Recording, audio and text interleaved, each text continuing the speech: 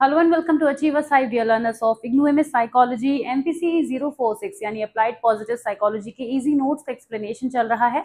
आज का जो हमारा वीडियो है वो 5th वीडियो है सीरीज में और मैं आपको इंडेक्स सिखा चुकी हूँ कि हमारे जो फिलहाल टॉपिक चल रहे हैं उन्हें हमने दो कैटेगरी में डिवाइड किया हुआ है। माइंडफुलनेस और वेलबींग के दो वीडियोज में हम इसको कवर कर रहे हैं। इसके जितने भी टॉपिक्स हैं जो कि आपके प्रीवियस एग्जामिनेशन में पूछे गए हैं, तो आज हम कुछ और 3 टॉपिक्स लेंगे जिसके साथ ही हम माइंडफुलनेस एंड वेलबींग से रिलेटेड जितने भी टॉपिक्स पूछे गए हैं उन्हें हम आज वाइंड अप करेंगे इसे वीडियो के साथ में।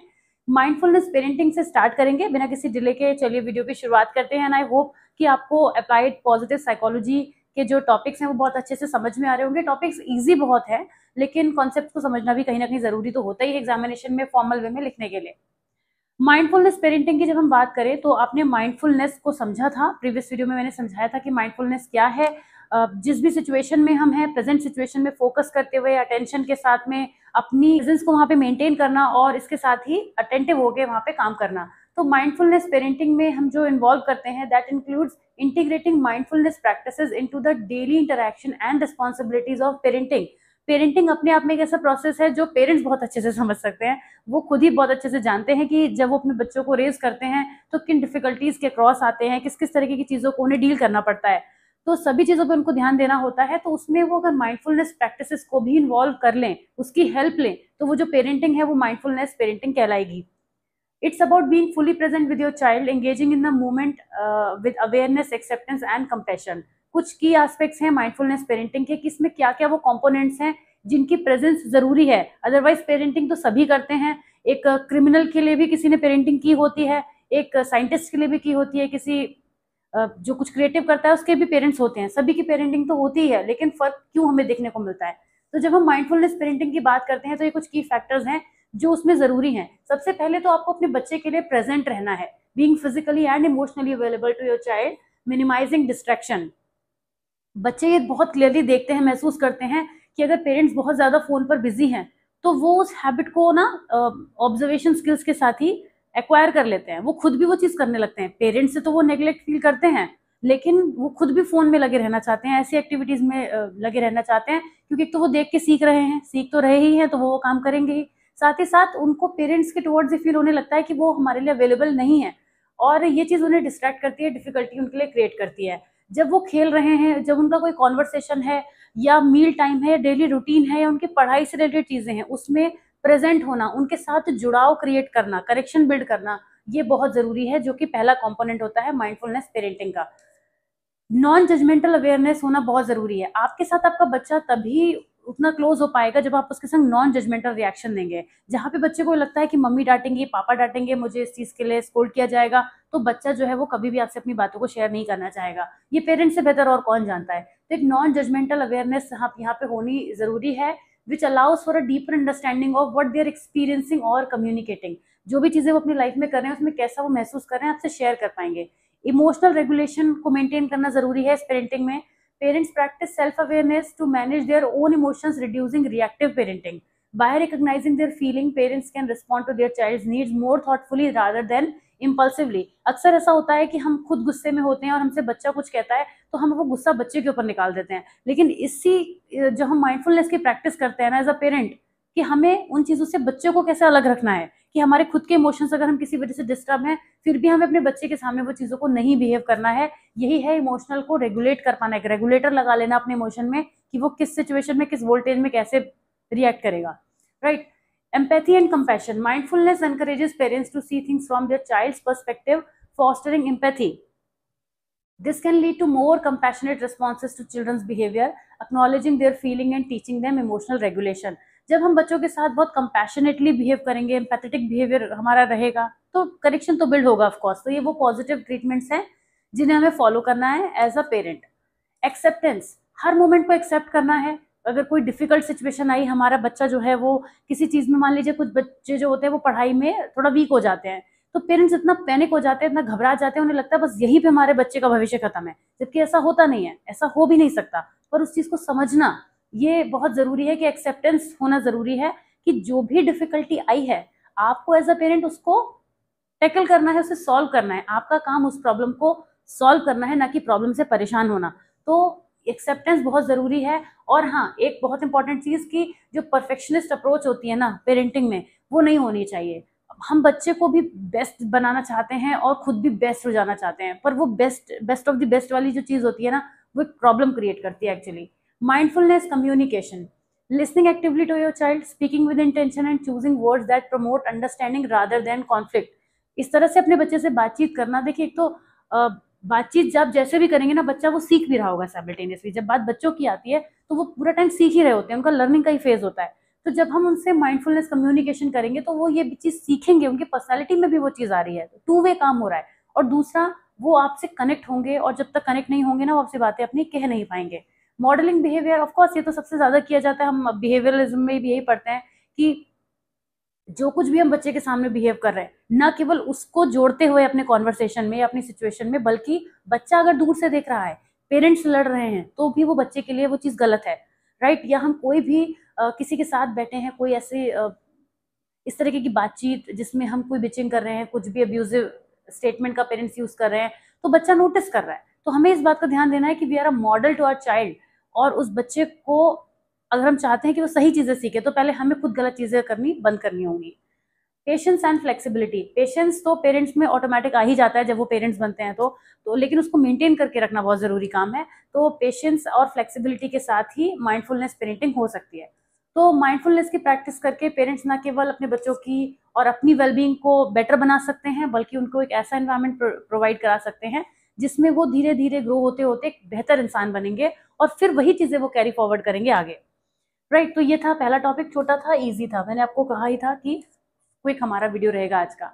Then comes gratitude and wellbeing. Gratitude पर बातें हम बहुत बड़ी बड़ी सुनते भी हैं, सोचते भी हैं, समझते भी हैं, लेकिन ग्रैटिट्यूड पढ़ने से ज्यादा प्रैक्टिस करने की चीज है। जितना आप इसे प्रैक्टिस करेंगे उतना आप पॉजिटिव होते जाएंगे। डिफिकल्ट टाइम्स में तो ग्रैटिट्यूड बहुत ही बड़ी पावरफुल टेक्निक है, पॉजिटिव साइकोलॉजी का एक मेजर इंटरवेंशन है, एक इंपॉर्टेंट कॉम्पोनेंट है, जिसके बिना पॉजिटिव साइकोलॉजी इनकम्प्लीट है।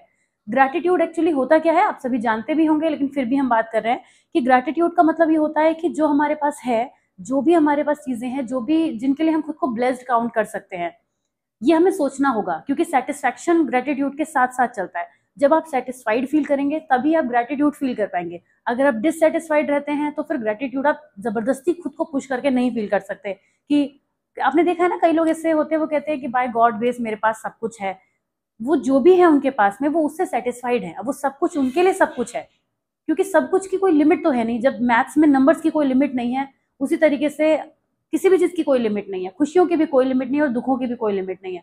तो हम किस पॉइंट पर आकर सेटिस्फाइड हो पाते हैं, कहाँ पर हम ये सोच पाते हैं कि we are thankful for whatever we have, right. क्योंकि हम जब ये देखते हैं कि जैसे एक पेरेंट्स है या कोई भी फैमिली है जो बहुत सारी चीजों के लिए जिन्हें लगता है कि हमारे पास ऐसा नहीं है, पर वो ये भी सोच सकते हैं एट द सेम टाइम कि जो हमारे पास है वो दूसरों के पास नहीं है। तो आज जिस चीज को हम कमी फील कर रहे हैं, वो दूसरा पर्सन उस चीज के लिए कमी फील करता होगा।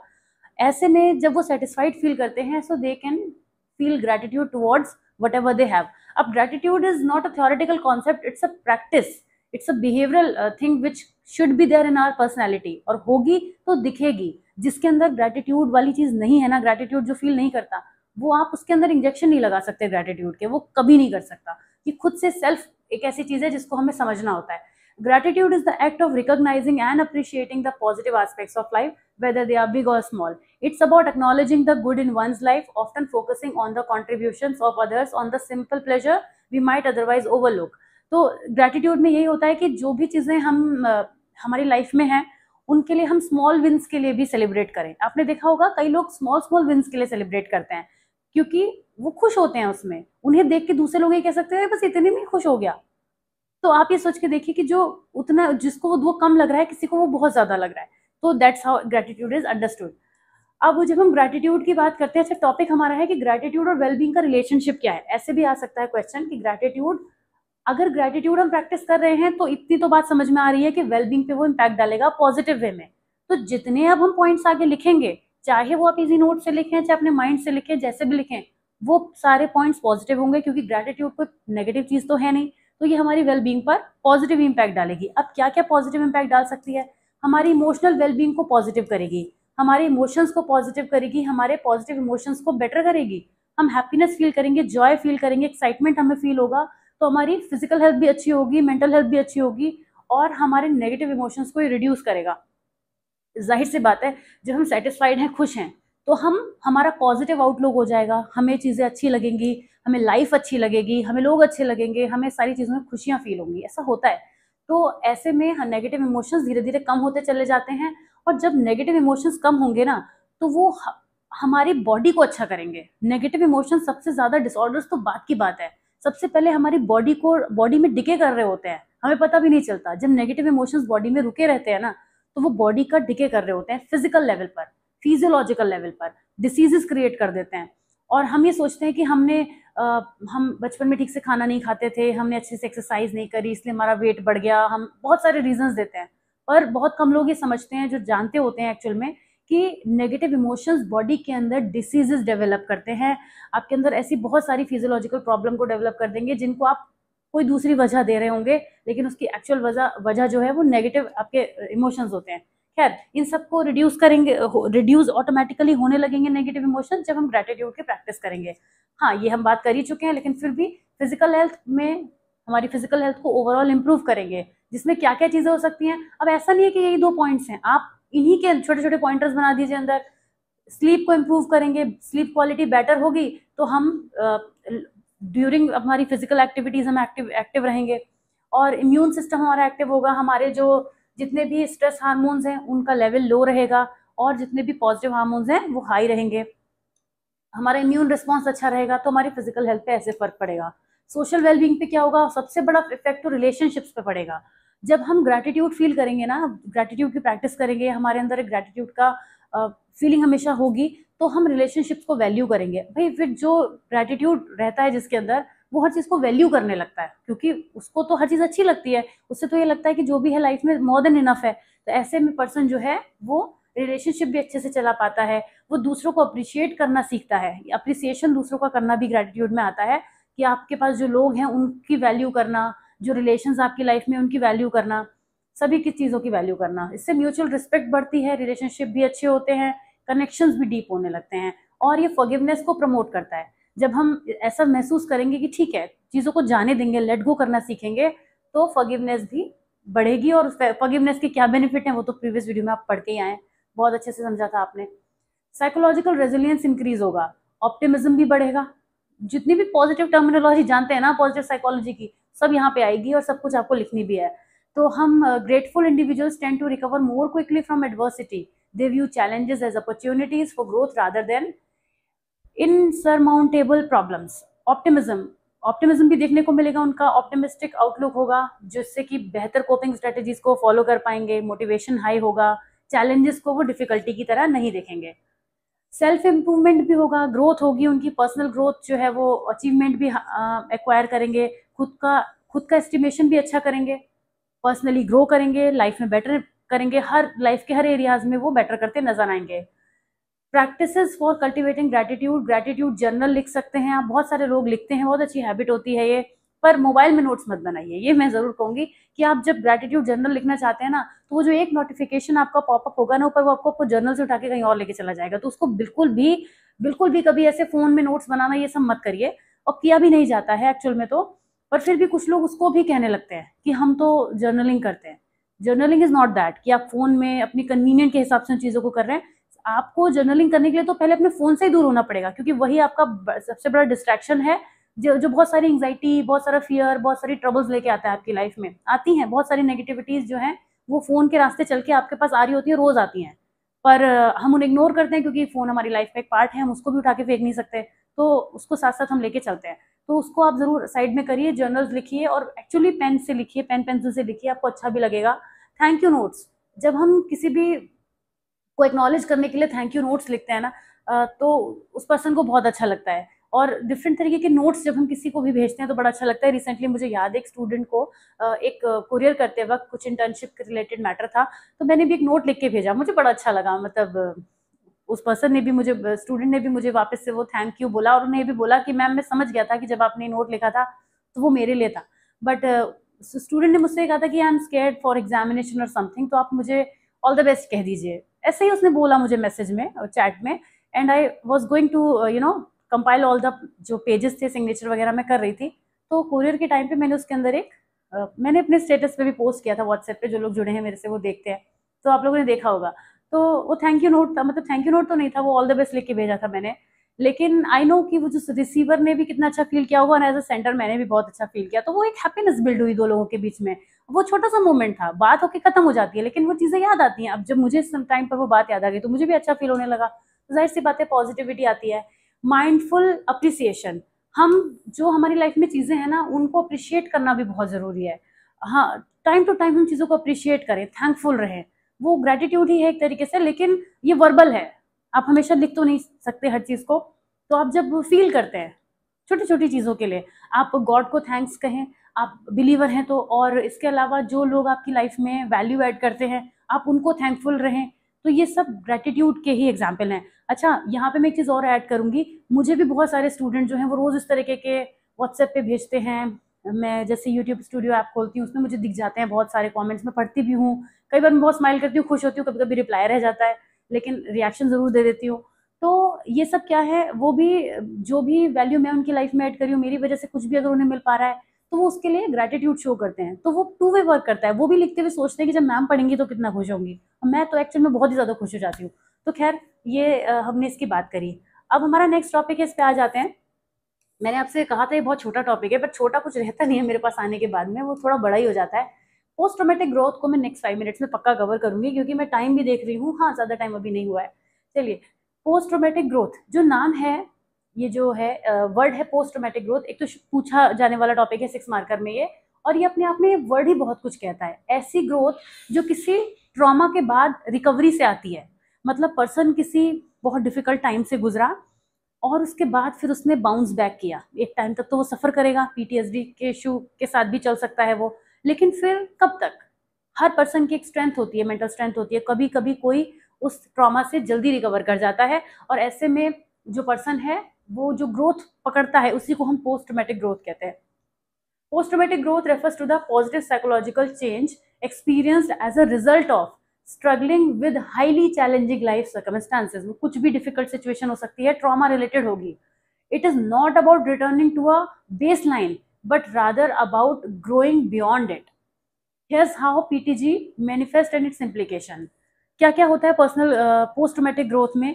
Personal strength, individuals often recognise a new found inner strength और resilience they did not know they had.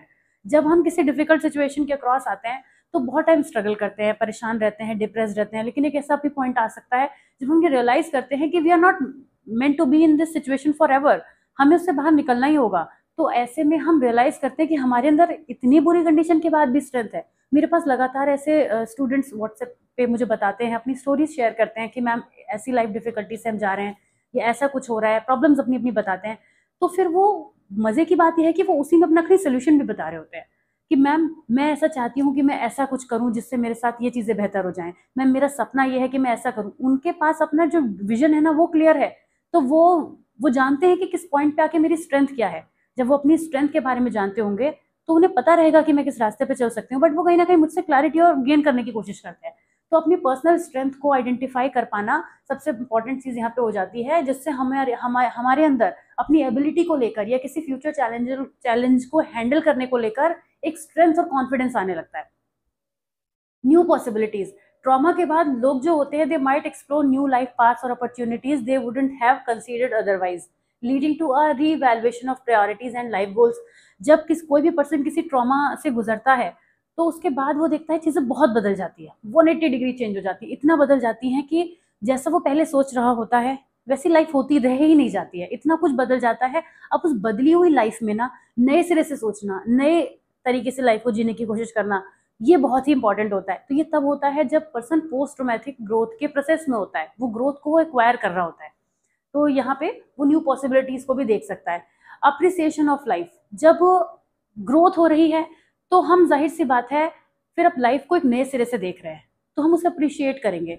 और जो नए सिरे से देख नहीं सकते वो फिर डिक्लाइन की तरफ जाएंगे, उनके लिए पोस्ट ट्रॉमेटिक ग्रोथ जैसी नाम की कोई चीज़ नहीं होगी।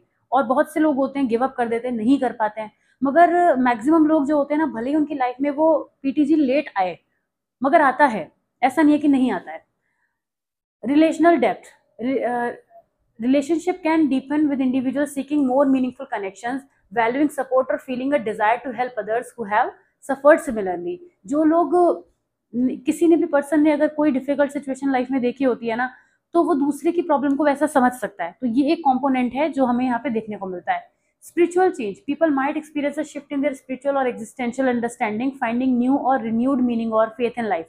जब पीटीजी होती है, यानी पोस्ट ट्रॉमेटिक ग्रोथ किसी पे पर्सन की होती है, ग्रोथ पर्सन की होती है, तो वो खुद को ही एक नई नजर से देखने लगते हैं। लाइफ को तो देखते ही हैं, उन्हें ये समझ में आता है कि मैं जो पर्सन हूँ वो शायद इस एक्सपीरियंस के पहले नहीं था, शायद मेरा चीजों को उस तरीके से देखने का विजन नहीं था, पर अब जो मुझे सेंस मिला है इसका यूज करते हुए मैं लाइफ में बेहतर कर सकता हूँ।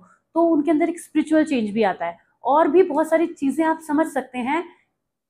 आपको सोचना होगा ऐसे पर्सन के बारे में जिसने लाइफ में कोई भी ट्रॉमा सफर किया है। बहुत सी कहानियां हम पढ़ते हैं और भगवान ना करे लेकिन कहीं ना कहीं हमारी लाइफ में भी कुछ ना कुछ ऐसा हो सकता है जो जिससे हम उसको एसोसिएट कर पाए। खुद से अच्छा एग्जाम्पल हमारे लिए कोई नहीं हो सकता, पर एग्जाम में नहीं लिखेंगे अपना एग्जाम्पल, और कभी भी अपना एग्जाम्पल नहीं देना चाहिए। तो यहाँ पे इस केस में हम ट्रॉमा से रिलेटेड सिचुएशन में अगर ऐसी कोई डिफिकल्टी हमने फेस किया, किसी और को देखा है, तो उसे एसोसिएट करेंगे तो आंसर लिखने में आपको हेल्प मिलेगी। मतलब आप समझ पाएंगे कि ट्रॉमा से निकलकर ग्रोथ करने वाले लोग कैसे होते हैं और उनमें क्या क्या चीजें हमें देखने को मिलती हैं। अब आगे बढ़ते हैं कि पीटीजी की मैकेनिज्म के बारे में बात करते हैं। ये क्या क्या चीजें इंक्लूड करता है। पोस्ट ट्रॉमेटिक ग्रोथ में कॉग्निटिव प्रोसेसिंग जो होती है, वो reinterpreting the traumatic event in a way that provides meaning और लेसन लर्न। वो ट्रॉमा रिलेटेड इवेंट्स को एक ऐसे इवेंट की तरह देखता है जो लाइफ लेसन हो, राइट। तो इस तरीके की कॉग्निटिव प्रोसेसिंग हमें देखने को मिलती है। कोपिंग मैकेनिज्म डेवलप होने लग जाती हैं। जो भी पर्सन स्ट्रगल कर रहा है, ग्रोथ की तरफ जा रहा है, तो वो कोप तो कर ही रहा है। अब वो महसूस करेगा कि उसके अंदर ज्यादा रेजिलियंस है, ज्यादा स्ट्रेंथ है औरों के मुकाबले, जिससे वो अपनी डिफिकल्ट सिचुएशन से बाहर आ पा रहा है। Self disclosure, sharing one's experience can help in processing trauma and fostering PG. कभी भी आप देखिएगा, वैसे मैंने अभी ये बोला था कि आप एग्जामिनेशन के लिए बोला था कि अपना एग्जाम्पल मत लिख दीजिएगा, नहीं लिखना चाहिए, नहीं करना चाहिए। लेकिन जब हम किसी पर्सन को कंसोल करते हैं और अगर उस पर्सन के सामने हम ऐसे कहते हैं कि आपको पता है कि मैंने भी अपने स्कूल टाइम में, जब मैं कॉलेज में थी, तब ये डिफिकल्टीज होती थी, मुझे भी पढ़ाई में प्रॉब्लम होती थी। वो स्टूडेंट आपके सामने या वो बच्चा आपके सामने तुरंत अपनी प्रॉब्लम छोड़ के ना उसको लिंक करने लगेगा आपसे।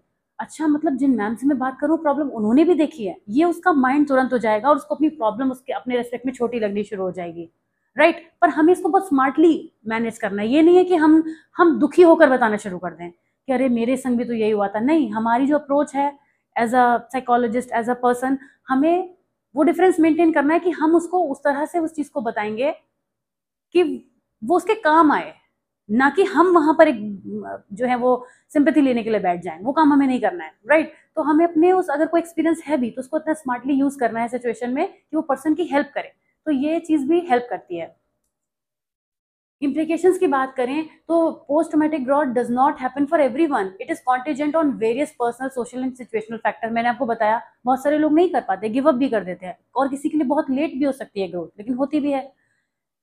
Coexistence with distress, growth can occur alongside continuous distress और पीटीएसडी सिम्टम। अच्छा, ऐसा भी होगा कि जो अब ऐसा नहीं है कि हमारा ग्राफ ग्रोथ का चल रहा है तो बस हम आसमान छू जाएंगे, हम बीच बीच में हमारा ग्राफ ना जिगजैग भी चलेगा। हम पर्सन जो है वो at the same time down भी फील करेगा, फिर उठने की कोशिश करेगा, फिर थोड़ी दूर चलेगा, फिर डाउन फील कर सकता है। तो जो ग्राफ है वो हार्ट बीट की तरह से चलता रहता है। Therapeutic focus, understanding post-traumatic growth can shift therapeutic approaches from solely symptom reduction to also fostering growth and meaning making।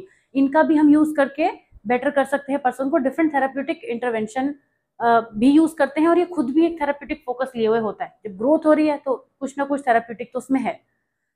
तो वैसे तो जो ट्रॉमा के थ्रू कोई भी जर्नी होती है वो बहुत ज्यादा पेनफुल होती है, लेकिन फिर भी ये जो ग्रोथ है ये दिखाती है कि ये बहुत कुछ अपने आप में होल्ड करती है, जो किसी भी पर्सन की स्ट्रेंथ को ओवरऑल दिखाती है। आप देख रहे हैं कि इसमें हमें पर्सन की स्ट्रेंथ नजर आ रही है।